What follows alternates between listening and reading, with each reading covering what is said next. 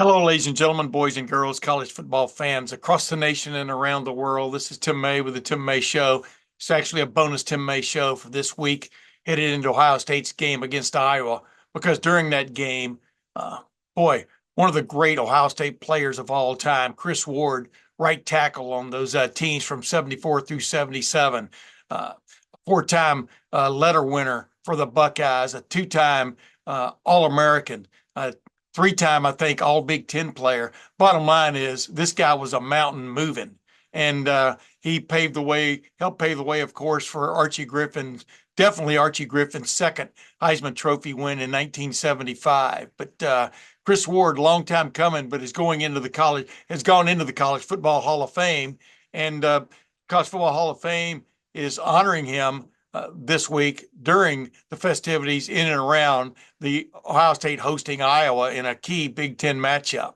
But Chris Ward, one of a lot of people's favorites, because he kind of followed in that long line of tackles at Ohio State that included John Hicks before him. He went on to be the fourth player taken in the 1978 NFL draft. Chris Ward did, played for 10 years in the National Football League, but kind of got banged up as he went along and ended up retiring. But, obviously has done a lot in his retirement to help becoming a minister, but helping troubled youth right on down the line. He's always been a stalwart in his community, but finally got to sit down at the Big Ten football media days back in July and have a little time with Chris Ward, and I hope you enjoy it.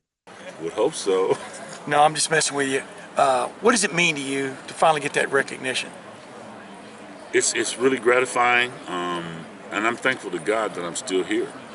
Yeah. I'm 68 years young and vital and still able to make the trip and do all that stuff. I went to my 50th grade school reunion last week.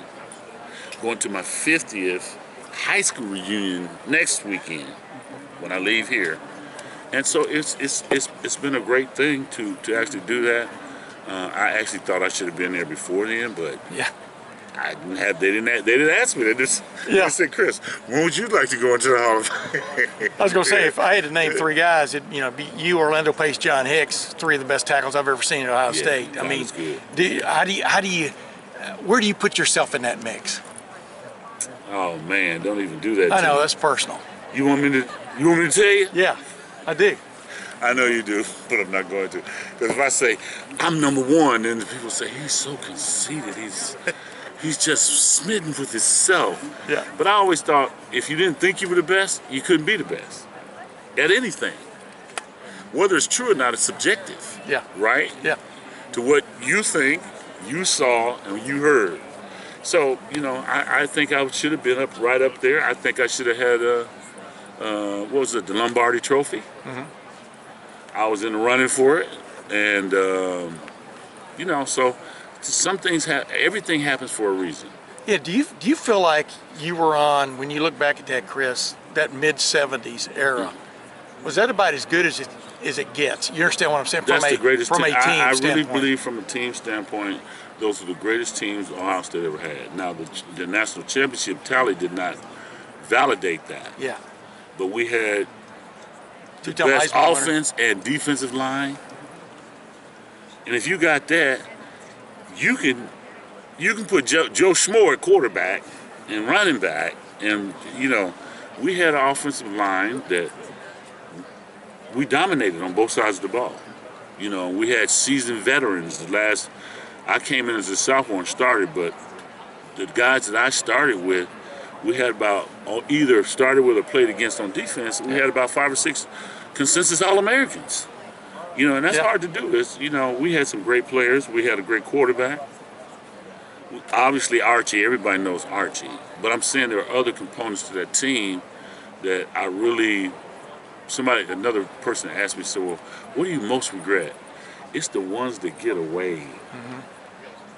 You can win a national championship 5 times. It's the one that got away from you that you'll never forget. It sits in your crawl. And I believe for 3 years there, we had a chance to win 3 national championships consecutively. Which one more than any other sits in your craw? Oh, UCLA. Yeah. UCLA. With that year, we led the league. We led the college football in offensive production and defensive, and we lost that one. That one sits with me. It is what it is, man. And what do you think about modern day Ohio State offensive football? Well, You know what I'm talking about there. It's not 3 yards in a cloud of dust. Oh, or I love that it. aspect. Yeah. Listen, Cornelius Green could throw the ball 70 yards sitting on the turf. I know. 70-yard sprint. In practice. Just never threw it. Yeah. We had Lenny Willis was a world-class sprinter. I don't ever remember him catching the ball but once in 4 years. Yeah. So, you can say what you want to, but the evolution of football, where you have running and throwing quarterbacks, we had everything there. We just didn't run the offense to, what I like Coach Day said you have to build an offense on the defense around the players that you have to get the best out of them. You understand what I'm saying? Yeah. And that leads to winning. I looked at his record. What was it, 56-8 Something like that. in 6 years? Yeah. Name another coach who did that. But he's sitting where he's coaching where he wants to be, and we know Ohio State have high expectations as well. They I'm the biggest Ohio State fan there is everywhere. I got stuff on my walls in my house, and I got my license plate on my van, So I take it, and when I hear them, people be talking about Ohio State, I start doing the dance. Chris, Yes. when you think back on your time at Ohio State, just what are the biggest things you feel like you learned during your time as a Buckeye that you've carried with you the rest of your life? Well, I had shared with another gentleman somebody said, well, what was your greatest memory? It's the people, man. You get to be 68 years young. The people, the relationships you made. And I said, share some of the people. The guy who was my best friend, he was a tight end and I was a tackle, Jimmy Moore, is dead. I never forget him. We cried together, we fought together, we won together, And when you have that kind of relationship, it's always the relationships with the people that you make, And of course, the ones that got away, we talked about that. The championships you didn't win, the team, we were 2-1-1 against Michigan, though. For the record. I always throw that up in the air. Yeah. People say, yeah, Michigan beat y'all up. I'm like, oh, yeah. Chris, would Woody Hayes have thrived in this era? He'd have to change. Would he have adapted? What's your He'd have take? to change the offense that we ran. And at that Well, y'all time, threw the ball a lot in practice, you know what I mean? But go ahead. Yeah, well, you got to throw it when the lights are on, when the big stages, Yeah. You can do it in practice, but you got to do it. And the game has totally evolved, and I believe that the game was evolving then. And sometimes you got to go with what you need to do to win. And we won a lot of games. Come on, we dominated a lot of people. But in the big game, under the big lights, you have to look at the other team's weakness and exploit it. And either you're doing that to them or they're doing it to you. And we got it done to us. See, so I mean that's a simple analysis. Yeah. And I'm not pointing fingers at nobody. It is what it is. But I'm glad to be here. I would not have traded 1 minute of my life at Ohio State to say, well, you should have went to Michigan. Blah, blah, blah. No, I loved every minute. My heart, I think red is part of the color scheme, isn't it? It's pumping right through my veins right now. You talked about the belief you had that you were always the best player on the field. I guess just how important is that for players, even if they're competing for playing time or they're the star player, to have that belief in themselves? Well, it's an innate thing because greatness can be elusive if you don't believe it. If you could go back and really look at the caliber of players, not just at Ohio State, in athletics, golf, swimming, whatever, soccer, if they don't think they're great, even though they possess the ability, no one will ever see it.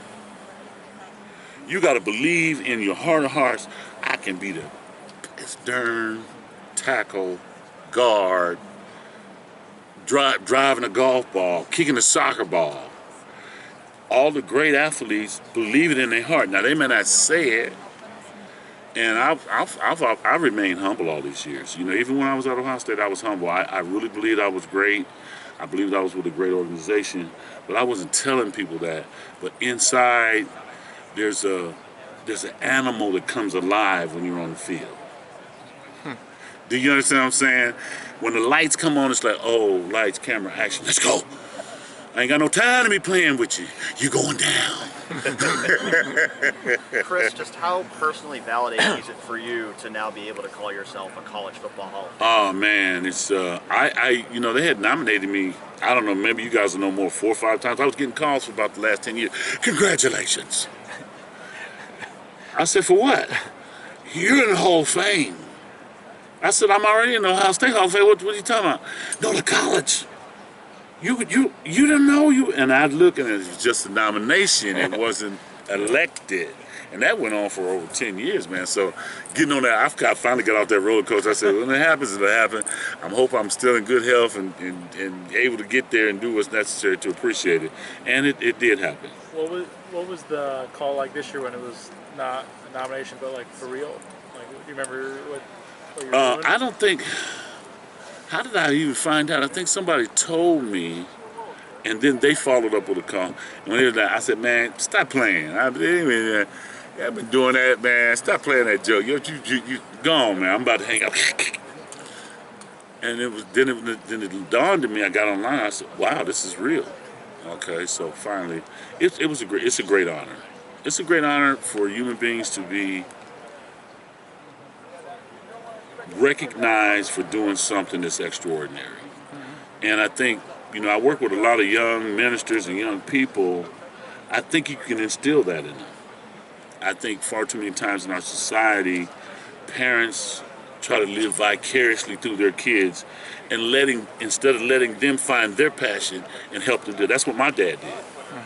He saw I had a passion. I'll never forget when I first came, before I played organized football one snap. I was in the 6th grade, and they had a little junior high, and I came home with the permission slip. I said, Mom, I want to play football. I want to play football. She snatched it. Go on, get out of here, boy. You ain't playing no football. I was like, what? All my friends that signed up, they was boy, we about to have the team. And I was sad. I told her, I'm going to tell my daddy when he get on that I had one to tell.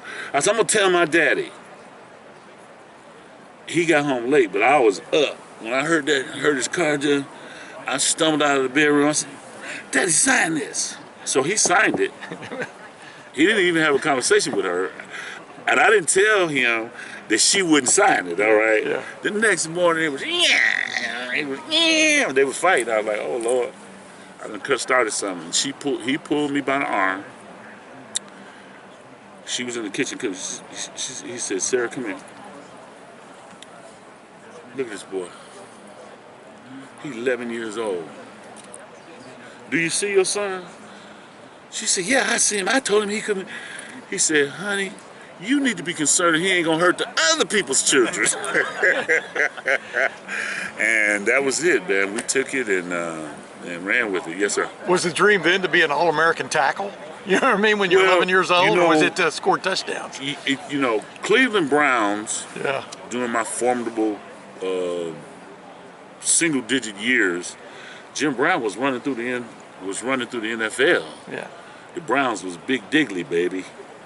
And I had these little pants. I could never find a uniform as a kid because I was too big to get the kind that they sell in the Macy's and stuff like that for husky. I was too husky. So I put these sweats on, I put socks in here, and I put some pads over here, and I had some socks here. And Jim Brown was running. And I said, I'm going to do that one day. Now, I'm glad I wasn't a running back because they take a hell of a beating, man. They take a beating. Archie is a miracle. With all the times that he carried, and then he went to Cincinnati. I don't know how many, but for all the abuse that he took, he's still there. Is he still in good health? Oh, yeah. Okay, that comes He ran for a touchdown last year's spring game. What? Did he? Yeah. It was very good blocking, though. No one touched him. What? You should have called me. I'll block for you. Yeah, exactly. That would have been I should have been blocking for that, man. That would be great. Hey, Chris, last Yes, thing sir. for me. What is the best thing you got out of being in football? I mean, you talked about the people a while ago. What is it that, Well, you know or what? you're just I'm lucky coaching you the- played the game? You know what I mean, type thing. Well, I am lucky to have played the game. First of all, I was physically equipped to do it, and I thank God for that. You know, you can say, "Oh, hey, he's great." But listen, you 6'5", 4 3/4. You're 290 pounds, and you're running a 4.6. Yeah. That's God. You can train and people can get faster, but you know, and then the mental durability to consistently keep pressure on yourself to do something. And so that's unique in that I saw it, it became a passion, and I just fell into it. But I love the game. First of all, you gotta love the game because it's a lot of hard work. We have the kids. I coach as a volunteer coach for Washington Prep High School, which is right in the center of the middle inner cities. And I tell these kids, listen, with this money that's out here now, it's life changing. Run the darn sprints. Run them. When we do agilities, go fast. And to have the mental durability and the drive to do that is a God-given tip. I can't, he put me in this body. When all my friends were, you know, I'll never forget something motivated me when I was a young kid. We played Pee-wee baseball, and there was a coach. We were Pee-wee juniors, then we went to the senior league, which is 12 to 14. All my friends, we all played together, and this one coach didn't even give me a contract to play. He said to me, "You're just a big fat slob. You'll never be no good. You'll never play for me." And I said, "Why, coach? Just give me a chance. I was a catcher. I mean, as big as I was, the ball would bounce off me if I missed it." Yeah, exactly. And he said, "No, you just a slob. Get out." And I'll never forget that. That hurt me. I think we're going to be in good shape. You know, there's 120 limits. I went home and told my dad, I said, "Listen, get some weights in here." Unfortunately, have some You know, then they had the old cement with the plastic. You Yeah. know, They crack. See, yeah, if you drop them, man, listen, get the tape, man. Listen. And I started lifting. And in the mornings, we had a block that was a half a mile, concrete. I started running it 10 times around, 5 miles every morning, and lifted. And by the time I left high school, I could have went to any school, academic or other, but it was the hurt. Sometimes you know, people say things and do things that cut you, man. But you know, God brought it full circle. My first check from the Jets, the Winters National Bank. Y'all might, if you're from Dayton, you might remember Winters National. Y'all remember that? Yeah. Okay, Winters National. I think they're Huntington now. I cashed my first bonus check at that bank, and he was in there. You're kidding. No. And I did one of these. How you like me now? And he just ducked his head and ducked on out, you know. So, God is good. You know, he blessed me. Congratulations, man. Well, thank you, man. God bless. Chris, Ryan said, Wow, that's a good question. Before I would answer that, I would probably need to see them play, or I would love to come as a guest coach one day and just watch. But you got to dominate listen, being an offensive or defensive lineman is not hard. You got 3 yards. Dominate the 3 yards that's in front of you. Take control of the body of him and instead of letting him take control of you. And then guess what? You win. If you find 5 people who can do that, you win that championship. It's just that simple. And that's true. What he said was very apropos for, I don't care what level you on. If you control the trenches, you got a 90% chance of winning, period, dot, in a sentence, okay? And sometimes you have great quarterbacks, sometimes you have good quarterbacks, sometimes the quarterbacks aren't good, the running backs, you know, as long as you don't turn the ball over. So, yeah, that's what I tell them. Just dominate, just take care of your job.